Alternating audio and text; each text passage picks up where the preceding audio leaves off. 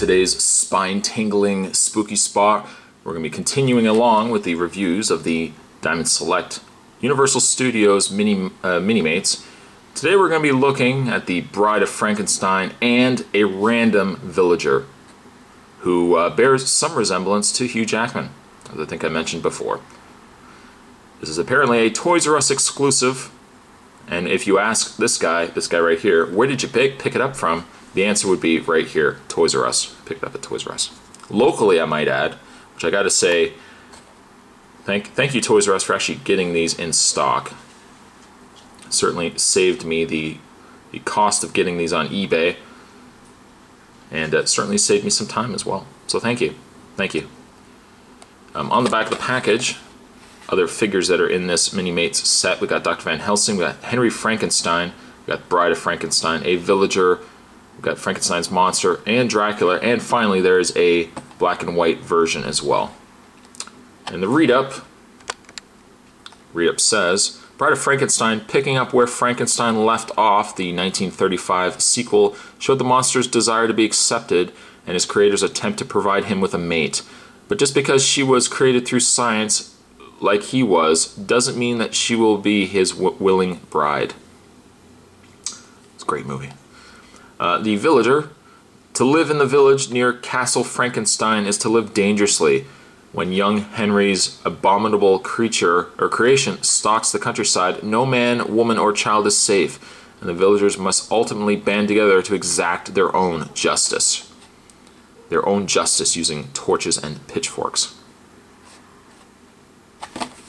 That's packaging aside. What we're going to do, we're going to get this open up and we're going to have a look at the Bride of Frankenstein and the Villager. There's more on the way, guys. Don't go anywhere. Stay tuned.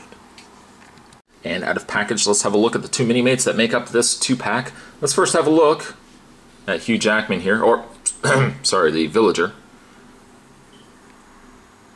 And yes, he does share some resemblance to Hugh Jackman. Apparently the villagers, though, like to wear their hats really, really high instead of wearing them a little lower. We'll just take your hat off, sir, and adjust that. Oh, I'm terribly sorry. I didn't realize your hair was attached to your hat. Now, really, even without the hat, if I take the hat off and leave it off, he actually still looks like a pretty cool villager. You could have the villager completely bald, still menacing. He is still very angry. Let's put the hair and hat back on. And he's got himself a work apron on, or is there an actual technical term for an apron that you wear outside? It's not a smock, I don't know. I'm sure somebody will tell me. You can put your gardening tools in there. Speaking of tools, he does come with two, which lends itself only back to the review that I did of the Van Helsing and Dracula, because I mentioned that he came with nothing. The villager, on the other hand, does come with a pitchfork, ideal for lifting hay or poking monsters. I'm thinking he's likely going to use it for the second one, the second reason. There is also a torch, or a flaming stick, as it were. And we'll just put him down for a second. We'll bring in this guy right here, Edward James Olmos. And while he didn't necessarily have anything that came with this two-pack that he was included in, we can very well give him the torch. It's something. There you go. Vampire fighting Edward James Olmos. Now you have a torch. You're still not going to help you against Dracula, but at least you've got something. Right? Okay, we'll move him out of the way. And let's see if we can put the pitchfork in his hand here.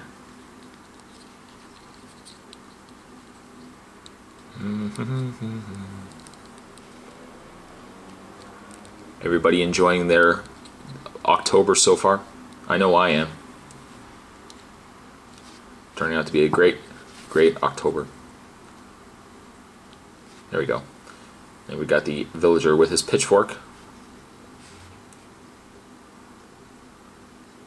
Kiss my daughter, will ya? I don't know. You know what? We'll take it out of his hands. In the way of his articulation, we'll take his hair off too. As a standard Minimate, his head would move up and down, left and right.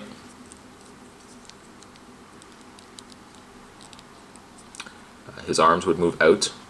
You can rotate them all the way around. Now, I would say one thing, be careful of when you're rotating the arms of the Minimates. When you bend them back, be very careful, because sometimes that tends to want to rip the ball joint that's on the torso off. So be careful when you guys are actually rotating the arms. But the arms move out as well. Bend at the elbow, as you can see. A rotation in the hand. He's got a waist swivel, which surprisingly is not hindered at all by this. His legs can bend out, back and forth, bend at the knee. Legs can also bend out, and you can also swivel the leg slightly as well. And the foot will also move left and right.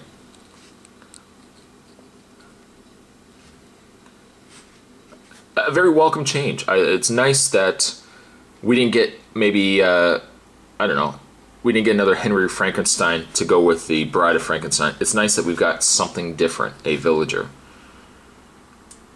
It would have never sold, mind you, but it's also a shame that they never came out with just a villager 2-pack. Just 2 random villagers. Maybe with another pitchfork, maybe with an axe, who knows. But I like him. I like him. And the fact he kind of looks like Hugh Jackman is also good. Can't beat that. Let's have a look at the Bride of Frankenstein, and similar to the other monsters, she's the real reason, I think, to get this set. She just looks awesome. Just absolutely looks awesome. Sporting the Marge Simpson style hair.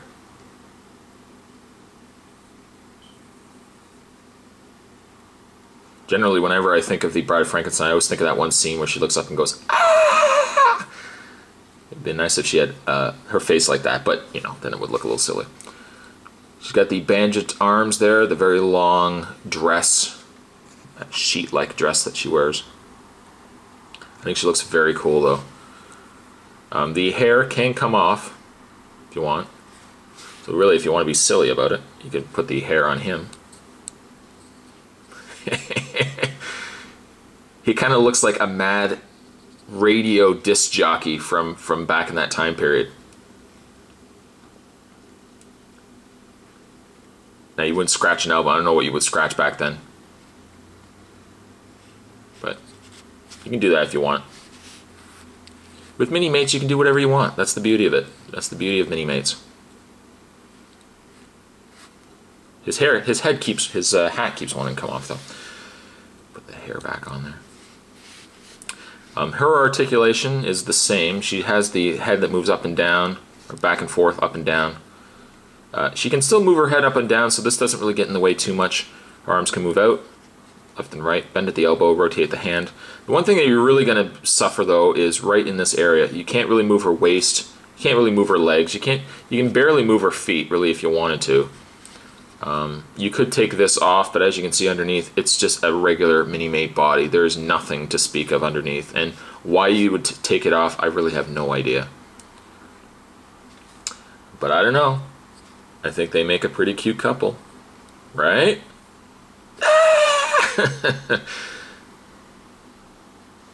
Very cool, though. I'm really glad I picked up this set. I've always liked the look of the Bride of Frankenstein. Yes, the Bride of Frankenstein, not Bride of Frankenstein's monster. Come on. But I think she looks really cool, though. This set, I'm going to give a rating of a 7.